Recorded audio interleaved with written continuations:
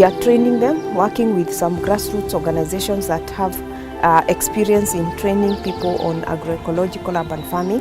Many a times, there are times even the school feeding program cannot run as usual. So with a drought like this, normally the water level tends to go down.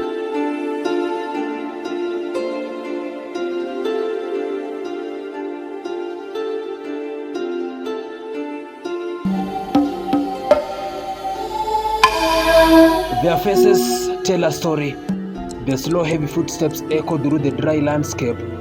Their eyes, hollow and tired, reflect struggles for survival that the word can scarcely capture.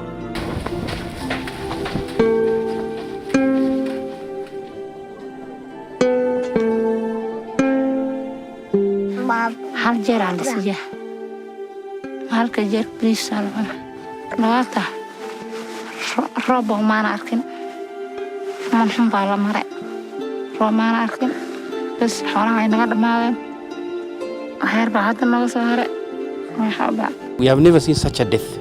Even in 2011, 2005, we have never experienced such a high number of livestock dying en masse. And the pastoralists have lost a lot.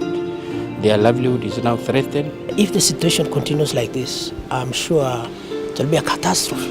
We might lose lives, not livestock lives this time, but I fear for even human life.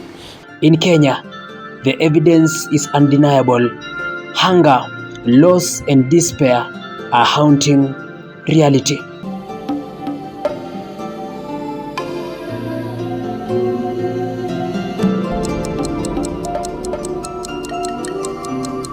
It was once said that Kenya will experience drought only once after every 10 years, but that is no longer true. The country is now seeing drought and starvation every 2 or 3 years. The land that once thrived and turning barren, and the people are suffering.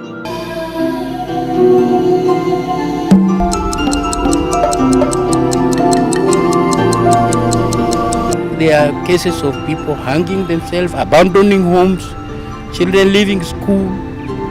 Most of them will not go back once the school opens because there is no animal to sell for them so that they can go back.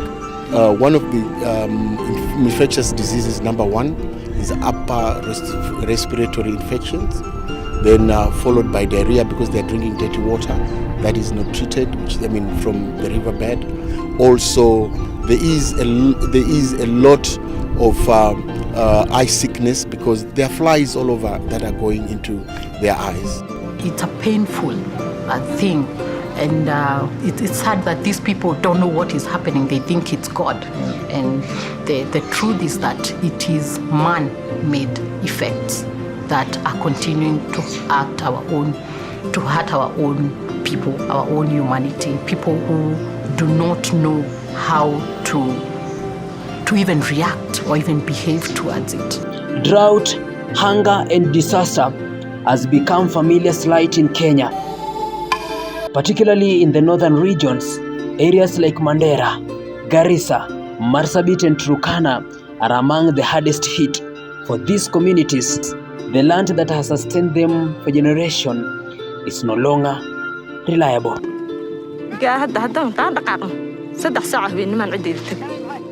saaka halka saacan ka soo dhaqaaqnay intana waxaan imaanay 5 saac hal maalin baa la qadi xalay way socotay gabadhay xoolaha biyo la gaarsiin lay ku dicdi jiifaan lo iyo arbo marka dameeray xalay geysay saakana ana gaadisan soo doobi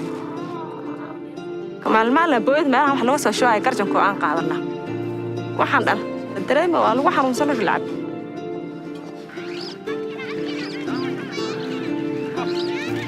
The community setup is in a way that, for instance, it's the women and girls who are responsible for fetching water for domestic use. When water points dry up, they have to travel longer distances in order to get water for domestic use. In the process of traveling longer distances, number one, girls are forced to drop out of school because they have to spend more time fetching water. Women also have to abandon their daily chores because they have to spend more time traveling to get water. This is the reality. Barren landscapes, cracked earth, and the bleached bones of livestock scattered across the land. the once green fields have turned brown, with no rainfall in sight for months, even a year. The scorching heat and the dry wind speaks of crisis that is worsening with every passing season. Climate change is having an enormous impact and will continue to have an enormous impact on development. When you look at the Horn, the worst drought in 60 years is not insignificant. It's had huge impact, and it's likely that we're going to see more of it. We've had 4 failed rainy seasons. Here the health is deteriorating. There are no health centers around. The nearest health center is around 76 kilometers. That's the link facility to this outreach site. In Malkagufu, we meet Mzee Ali Gere, an elder who has witnessed the devastating effect of drought on his community. He remembers a time when his cows, goat, and camel provide for his family. Now, those animals are gone, victims of the unrelenting drought. Mzee Ali's voice trembles as he shares his fear, his life, and the life of many others, now at risk. The hope that once came from the livestock is no longer there.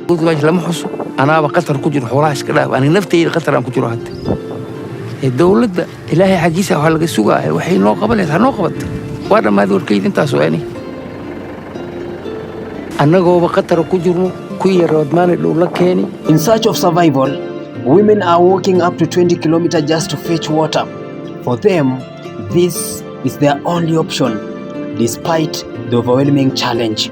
Unfortunately, most of the borehole they depend on have dried up due to prolonged drought. The struggle to access clean water has become a daily routine that forced these women to rise before dawn, armed with nothing but their donkeys, and this will provide them for their family. Over 90% of the population depend on earth dams for their water, but over 95% of our earth dams are dry.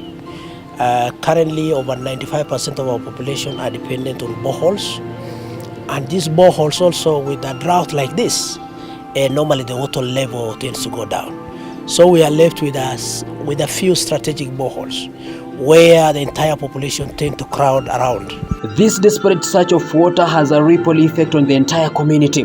School programs are disrupted as children often miss classes to help their families. Elijah Chiwe, a World Vision manager for Marsabit, speaks about how this condition make it difficult for community to sustain any sensible of normalcy. Many a times, there are times even the school feeding program cannot run as usual, because at times they feel it's difficult for them even to get this water, because first of all they need to start with what they need at the household level. Weather experts are warning of an even more uncertain future. The effect of climate change are not just a theory, they are the reality. The rising temperatures, the irregular rainfall, and the increasing frequency of drought are all symptoms of changing climate that is impacting the livelihood of millions. It's a painful thing, and it's sad that these people don't know what is happening. They think it's God, and the truth is that it is man-made effects that are continuing to hurt our own people, our own humanity, people who do not know how to even react or even behave towards it. For them now, it's just a matter of survival. But there is a glimmer of hope. The Zero Hunger Initiative, aimed at providing financial support to the affected community, is helping to stabilize food availability in some regions. Dr. Elizabeth Kimani, a senior research scientist, speaks. We are training them, working with some grassroots organizations that have experience in training people on agroecological urban farming, and then we are giving them inputs and some financial support to be able to do the farming.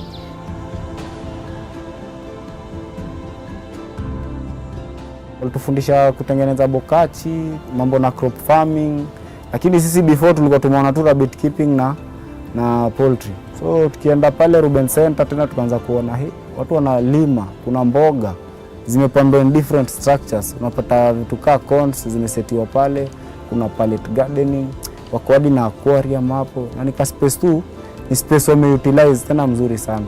In conclusion, The battle against hunger in Kenya is far from over, but the effort of this offer a path forward. In the faces of drought, the resilience of people shines through. The land may be dry, but their determination remains unbroken. With the right support and collective effort, there is hope that cycle of drought and hunger can eventually be broken. My name is Daniel Kihoro.